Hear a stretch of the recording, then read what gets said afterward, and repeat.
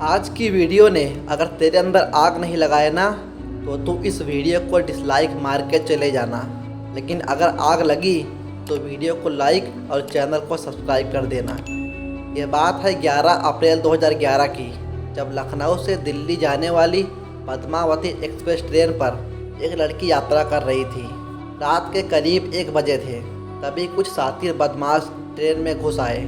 उन्होंने उस लड़की को धमकाते हुए उसके गले के सोने की चैन को खींचने की कोशिश की। उस लड़की ने अपने चैन को बचाने की कोशिश की तो उन बदमाशों ने उसे चलती ट्रेन से फेंक दिया। लेकिन इतना काफ़ी नहीं था। जब उन्होंने इस लड़की को फेंका तभी दूसरी ट्रैक पर एक और ट्रेन आ रही थी। लड़की उस ट्रेन से टकरा गई। उस कंपार्टमेंट में बहुत सारे लोग थे, लेकिन किसी ने भी विरोध करने की जरूरत नहीं की। जब वो ट्रेन से टकरा कर गिरी तो उसका एक पैर ट्रेन के नीचे आ गया। उसका पैर कट कर जीन्स में लटक रहा था। वो लड़की पूरी रात उस ट्रैक पर पड़ी चिल्लाती रही, लेकिन रात के अंधेरे में आता भी कौन।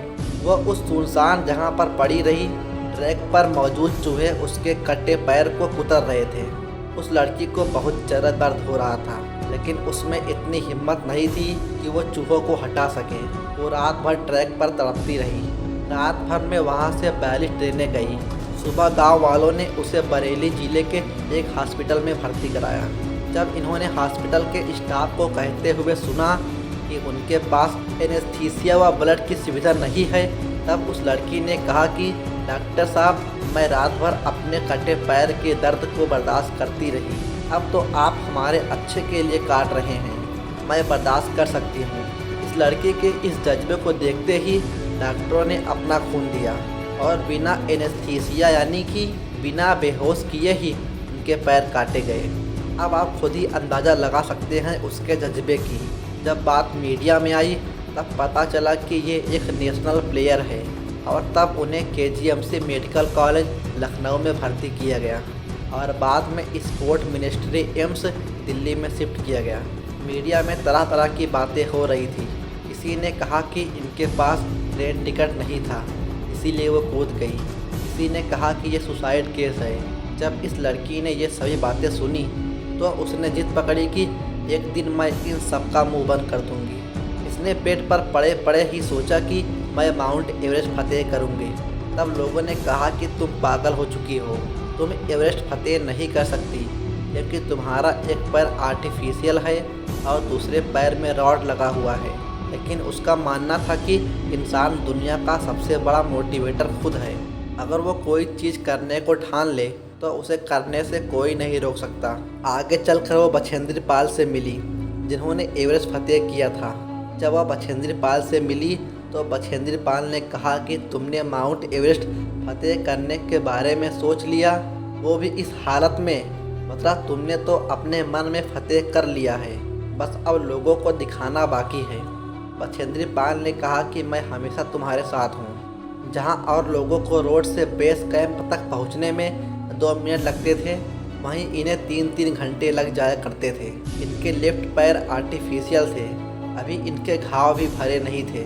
वह जहाँ पैर रखती उनके पैरों से तुरंत ब्लड आने लगता। सच में ये एक असहनीय दर्द था। वहाँ सभी नॉर्मल लोग कहते कि तुम धीरे धीरे आओ, लेकिन जिद ऐसे कि मानने को तैयार नहीं। वो सोचती थी कि मैं इन नॉर्मल लोगों से जल्दी एवरेस्ट फतेह करूंगी। एक ये लड़की है जो इतनी बुरी कंडीशन में भी एवरेस्ट फतेह करने के लिए व्याकुल है, और एक हम हैं जो थोड़ा सा खांसी जुकाम होने पर पढ़ाई ही नहीं करते। आखिरकार 8 महीने बाद ये पूरी तैयारी के साथ निकल पड़ी। विकलांग होते हुए भी इन्होंने नॉर्मल लोगों को पीछे छोड़ दिया। इनके ग्रुप में 6 लोग थे। ये रॉकी एरिया तक सबसे आगे थी, लेकिन जब ब्लू आइस पर पहुंची तो इनके आर्टिफिशियल पैर फिसल जाते थे। इनके फ्रेंड ने कहा कि तुम्हारे पैर फिसल रहे हैं, तुमसे नहीं हो पाएगा, लेकिन इन्होंने कहा कि मैं कर दिखाऊंगी।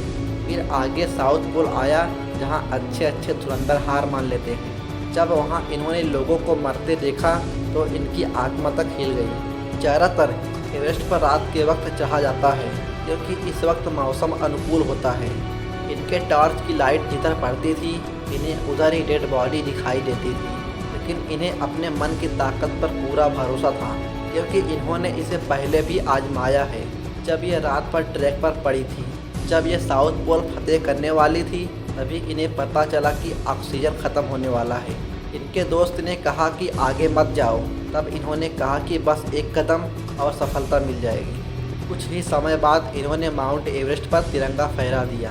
11 अप्रैल 2011 में इनका एक्सीडेंट हुआ था और महज 2 साल बाद ही 21 मई 2013 को इन्होंने एवरेस्ट फतेह किया। जब ये वापस आ रही थी तभी इनका ऑक्सीजन ख़त्म हो गया। ये नीचे गिर गई। तब इनके दोस्त ने कहा कि तुम ज़रूर नीचे पहुंचोगी। तब इन्होंने उस पल को याद किया जब ये रात भर ट्रैक पर पड़ी थी। इन्होंने सोचा कि ईश्वर ने मुझे बचाया है तो ज़रूर इतिहास रचने के लिए। तभी वहाँ पर एक ब्रिटिश क्लाइंबर आ रहा था। उसके पास 2 ऑक्सीजन सिलेंडर थे, लेकिन मौसम ख़राब होने के कारण वह वापस लौट रहा था। उसने एक सिलेंडर इन्हें दे दिया। तभी इनके दोस्त ने कहा कि तुम बहुत लकी हो जो यहाँ तुम्हें सिलेंडर मिला। जब ये और थोड़ा नीचे पहुँची तो इनका आर्टिफिशियल पैर निकल गया। वहाँ का टेम्परेचर -60 डिग्री था। उनके हाथों की उंगलियों से ब्लड निकल रहा था, लेकिन इन्होंने हार नहीं मानी। ये एक हाथ में अपने आर्टिफिशियल पैर और दूसरे हाथ में रोप पकड़ी चली आ रही थी। सभी ने इनके वापस आने की उम्मीद छोड़ दी थी, लेकिन इन्होंने वापस आकर वो इतिहास रच दिया जो आज से पहले किसी ने नहीं किया था। ये दुनिया की पहली विकलांग महिला हैं जिन्होंने माउंट एवरेस्ट को फतेह किया। अब तक आपको पता चल गया होगा कि वो लड़की कौन है। वो लड़की है अरुणिमा सिन्हा। अरुणिमा सिन्हा का सफ़र यहीं नहीं ख़त्म हुआ। इन्होंने अंटार्कटिका की सबसे ऊंची चोटी माउंट विल्सन को भी फतेह किया। ऐसा करने वाले ये विश्व की पहली विकलांग महिला बनी। इसके अलावा भी अरुणिमा ने विश्व की बड़ी बड़ी ऊंची चोटियों को फतेह किया है। ये होता है अपने काम के प्रति जिद्दी बनकर इतिहास रचना। सही कहा जाता है कि समझदार लोग इतिहास पढ़ते हैं और जिद्दी लोग इतिहास रचते हैं। तो हिम्मती अरुणिमा सिन्हा के लिए एक लाइक तो बनता है। मिलते हैं अगले वीडियो में। जय हिंद।